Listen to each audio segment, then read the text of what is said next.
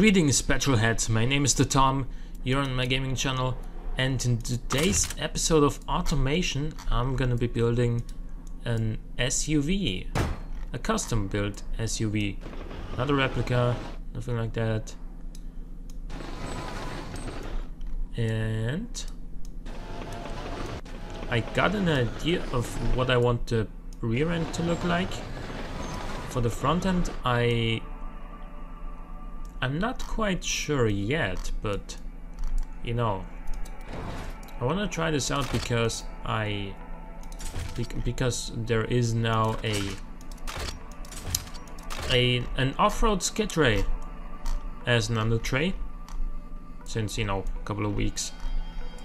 But since that's there, I remember when I built my last SUV and I was like, oh, I don't really want to put an under tray on there because it's gonna be going off-road and I don't want that under tray to get damaged and all that. So the off-road skid tray would be just perfect for this car. And let's get started with the design. We will add the AMW signature grille, which consists of where is it? One of these.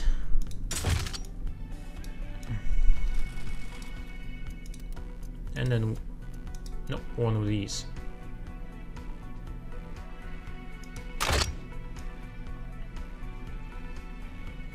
That all the way across, and then make it a little bit bigger. Then put the badge on there. Not this one though. Yeah, this one. Good. This is something we can work with.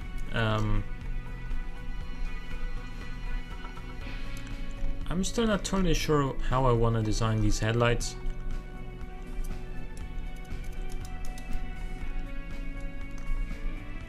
So that they would actually, you know, not only look good but also fitting for an SUV. Because an SUV is a bold car, if you will. Like, the looks are oftentimes really, yeah, bold. I can find a better word for it than that. Like if you look straight on at a Range Rover, that thing is, you know, it shows that it's big. Like, it doesn't try to hide the fact that it's a really big car. And that is something we should keep in mind while designing this car. And it is big. It does not need to look finicky, or no, not finicky. It does not need to look fancy and detailed, even though, you know, some SUVs like the Chevy Tahoe do. And we are going to give this thing some pretty simplistic, well, a pretty simplistic outer shape for the headlights at least. And it'll be this.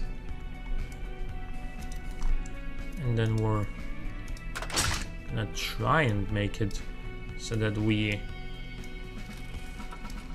the headlights do not go all the way into the grill. That would be unideal, suboptimal. And try to make this go like that. And then rotate this some more so we get there.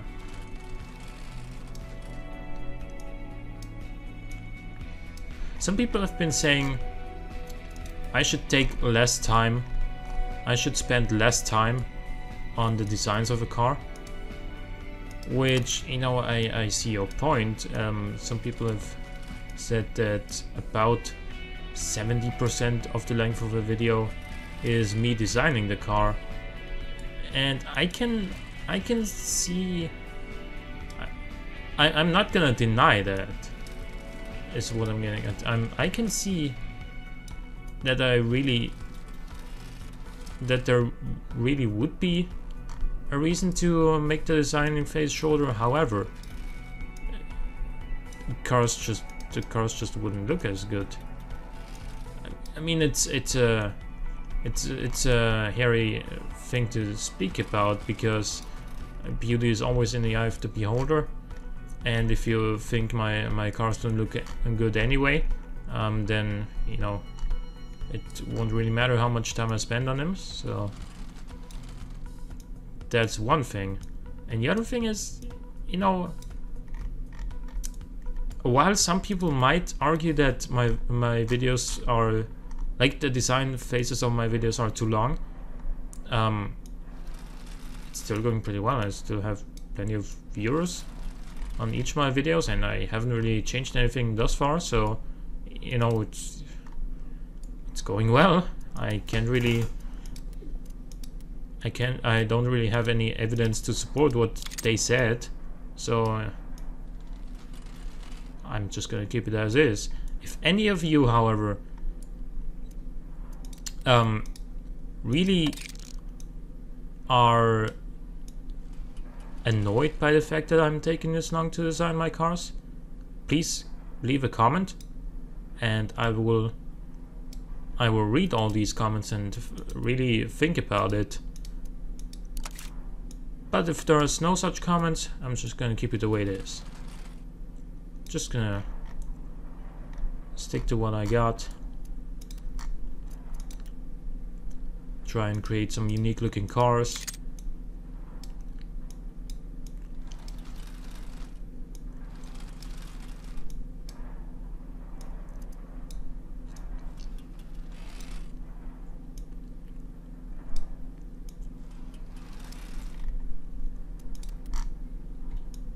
And for that matter, we're gonna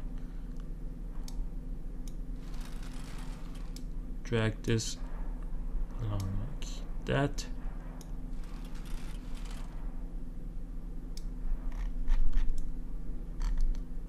And there is basically, you know what, let's also get ourselves one of these on here.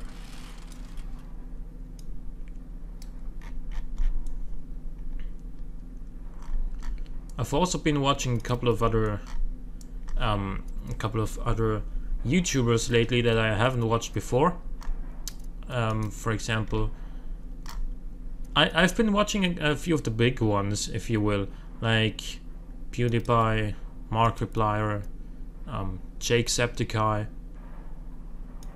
and I have to say, Markiplier and Jacksepticeye both have a style of commentating that does not appeal to me. I think they're too loud. They're just, you know, I don't think they're focusing that much on their gameplay or on you know, commentating on the game. They're just, you know, concerned about being loud and making sure everybody hears them. But you know, you got a microphone. People are gonna hear you. You don't need to shout at people that you are trying to entertain. You don't have to shout at people that can easily just turn up their speakers if you're too quiet to them. I mean, but on the other hand, they got like millions of subscribers, so what do I know?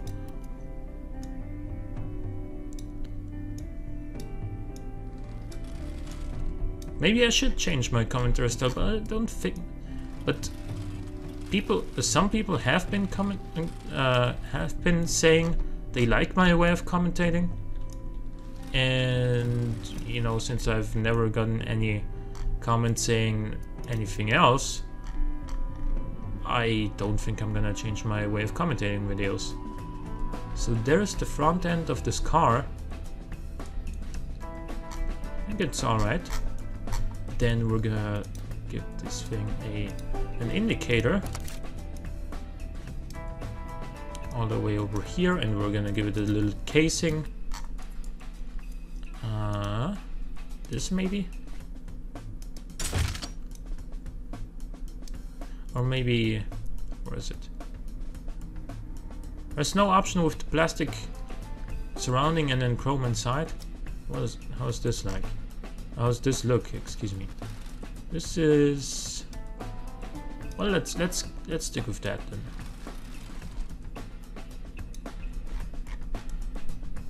It's fine. It's good.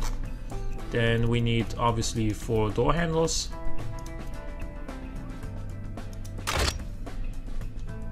Two on this side and 2 on the other ones, obviously.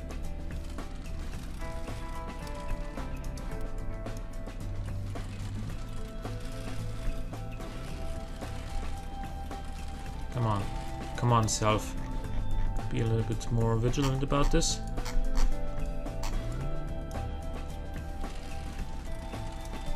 Yeah, a little bit more precise. Good. So now let's put an indicator over here on the rear end as well, because apparently every car needs that. I'm not sure they really do, but you get the idea. So on the rear end, as I was mentioning, I have a little bit of an idea what I want to do. So let's get started. This, and drag this across like so. Actually, maybe we want, I probably rather want, where is it? This one? No. Not this one. The other one, you know, the other one. This one. That is exactly the one I had in mind.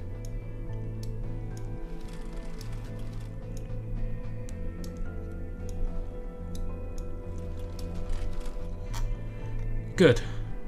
So how are we gonna do our taillights now? First of all, I think I want, let's keep it simple. Let's put the badge on here first, at the very first. Right here. Then I want a set of what are they? These that are rounded on one side.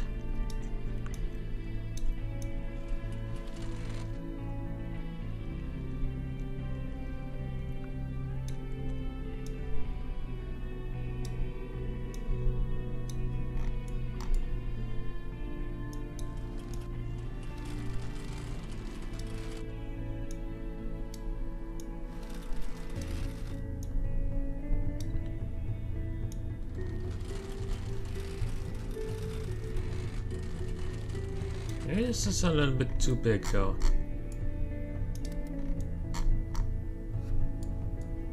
But what if I just do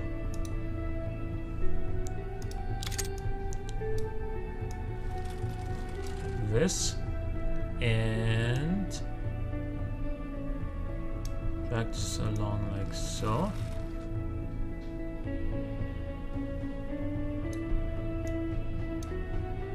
And then, yeah, this is a little bit too big. More like that.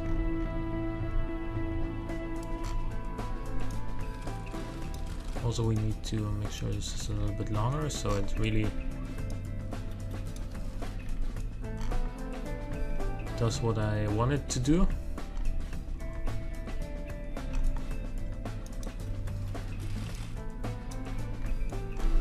So there is that. We're also going to fit a few of these, so we can make sure we have a straight bottom end of these taillights.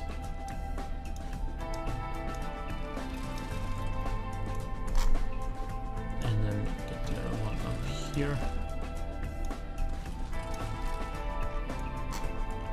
That'll create some holes. I don't like holes, but you know, let's just delete it then. And then we're gonna add a couple of indicators.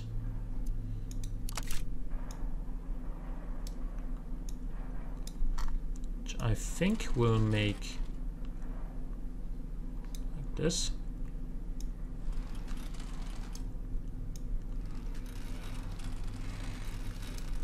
And then once we repaint this thing, it'll look better, I think, with the whole taillight arrangement, because now everything's red, not only the taillights but a whole car, and so they won't really stand out. And we're going to add a small grille. Actually, why don't we just take this for right here,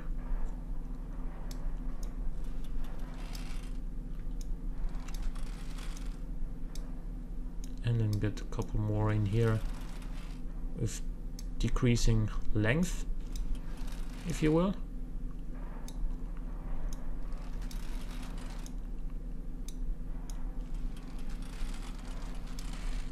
Like so.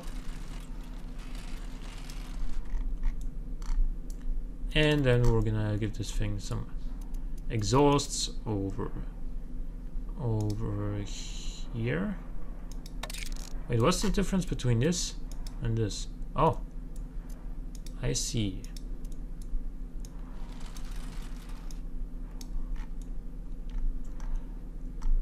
Oh, we could also place them in here. That's actually really good. And then we're gonna just add a number plate, and then we're gonna be done with the design, pretty much. Or, you know, let's see how it looks once it's actually colored. That is not bad at all.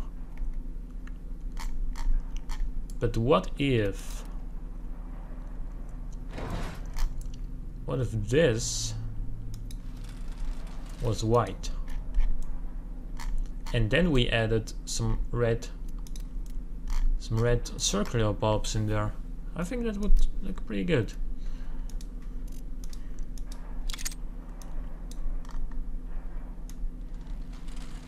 If you put some red lights in here, you know what? We can do this more easily. Just create a ton of these using the clone function, holding shift and then dragging these fixtures.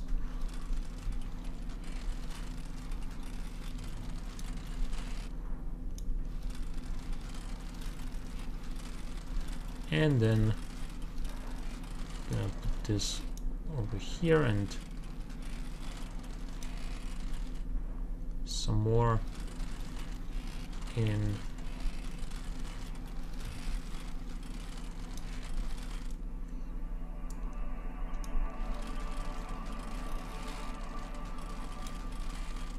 we're gonna need a few more.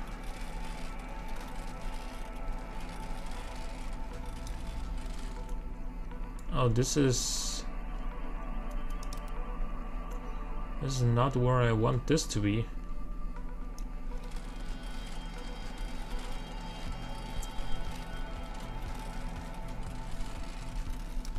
You know what? How's it look? How's it looking now? I think that's fine already. Should we do the same thing on the upper side? I don't think that's necessary. But what I will do is I'm gonna add a very thin one of these, give it just a little bit of an angle, and then put it over here. Makes this look a little bit more aggressive.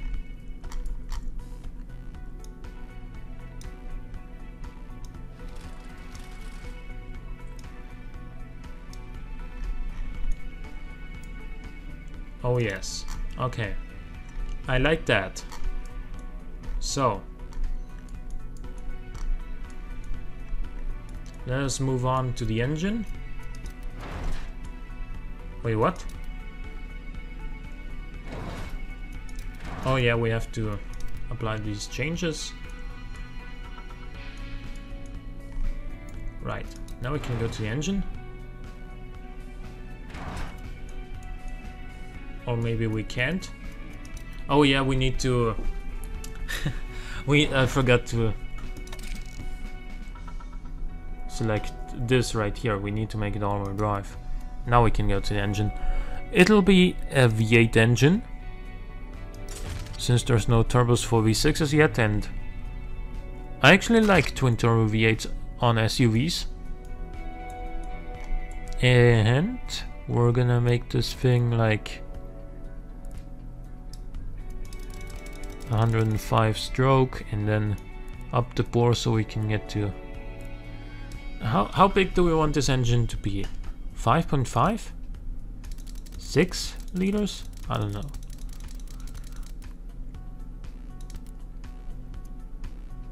You know what? I got a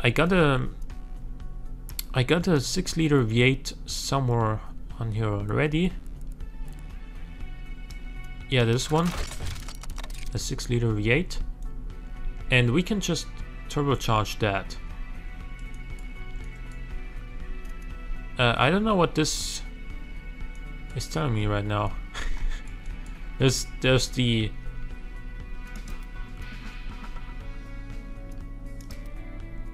There are all the things, the declarations of what the colors in the graphs are without an actual graph. So that hardly makes sense.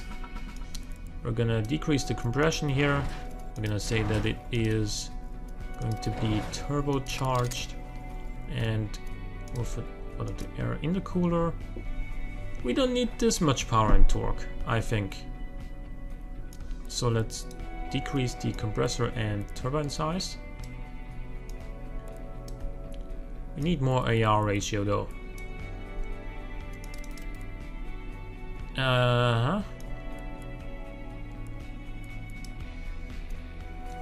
500 horsepower is pretty sweet as a start.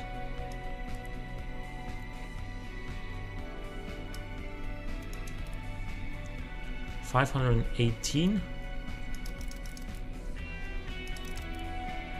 538, 542. We're knocking now. Let's give it a little bit of this. We're not knocking anymore. Let's get up to 550 if we can.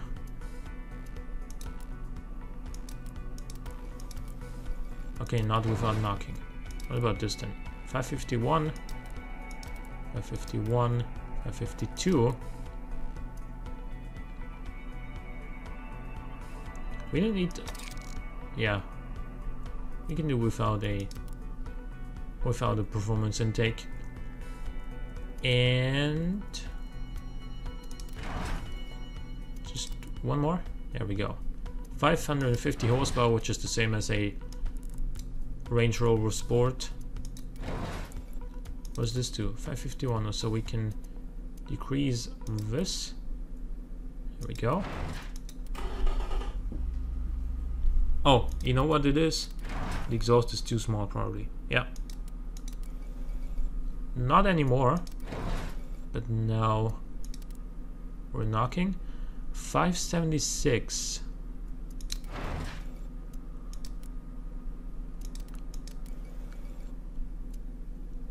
That's too much. Let's decrease the compression by one more point. 575. There we go. Good. That's more than a Range Rover Sport.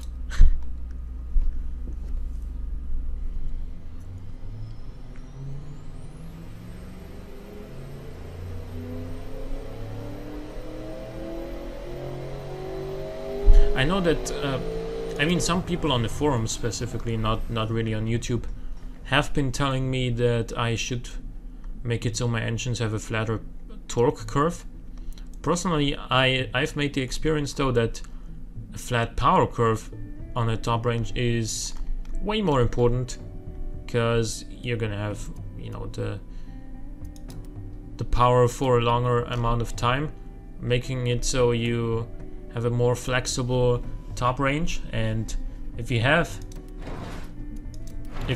this much torque down low, then, you know, even though it's not a flat torque curve, over here it's still, what, 805 Newton meters. That's still a lot. So yeah, I'm going to give this thing an 8-speed double clutch gearbox, because this is the closest thing to an actual 8-speed Wandler automatic, or whatever it's called in English.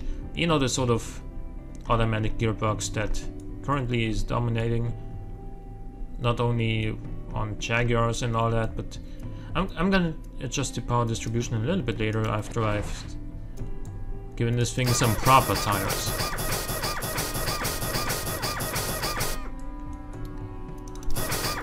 "19-inch tires, 255s, front and rear, with a little bit of offset, and then this. Now I'm gonna, because these tiny little donut-sized tires were freaking me out a little bit, so now I'm gonna adjust this power distribution. 40-60 is usually a pretty good setup to start with. Yeah, we're gonna gear it so it hits 100 kilometers an hour in third, and 251 kilometers an hour top speed seems pretty reasonable. We're gonna, you know what, the Range Rover Sport comes on sports tires as well, on summer tires, but they're all also capable of going off-road. So I don't fully understand what kind of tire would suit those type of tires best. But anyway, gonna go with, this is a pretty heavy car, so we need a lot of rotor, if you will. We need some big brakes for this thing. And there it is, off-road skid tray. We do not need to worry about wing angles whatsoever, because we don't have any wings.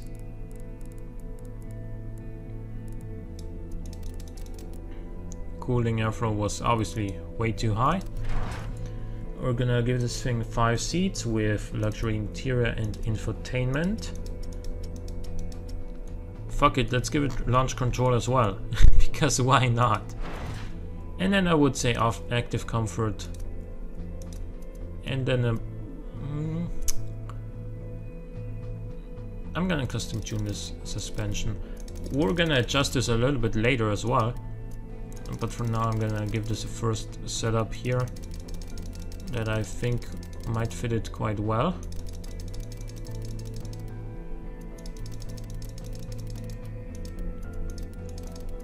And then this a little bit further down, like so.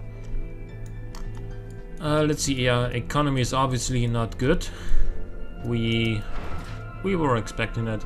Yeah, the suspension definitely needs some more work.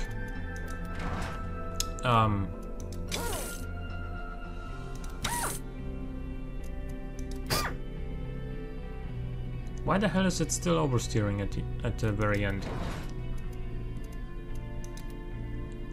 Doesn't make it even worse.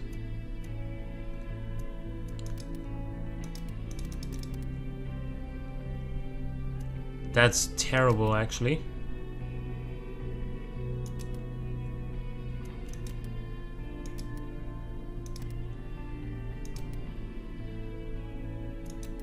Okay, let's leave it at 3.4 here.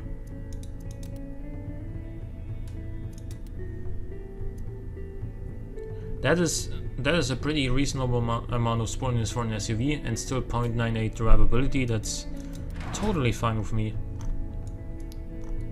Still 47.1 drivability. Yeah, I mean, it is a 6-liter twin-turbo V8 and a 2.7-ton basically car, so you know what, the acceleration is actually amazing for a car like this.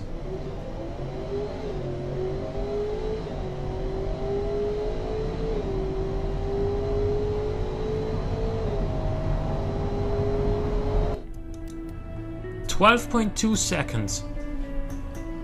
That's faster than an A45 AMG by about 0.9 seconds. So yeah, this car is fast in a straight line. It doesn't need to be ridiculously faster on corners because it's an SUV, but in a straight line this thing can really hold it down. And yeah, I hope you guys enjoyed.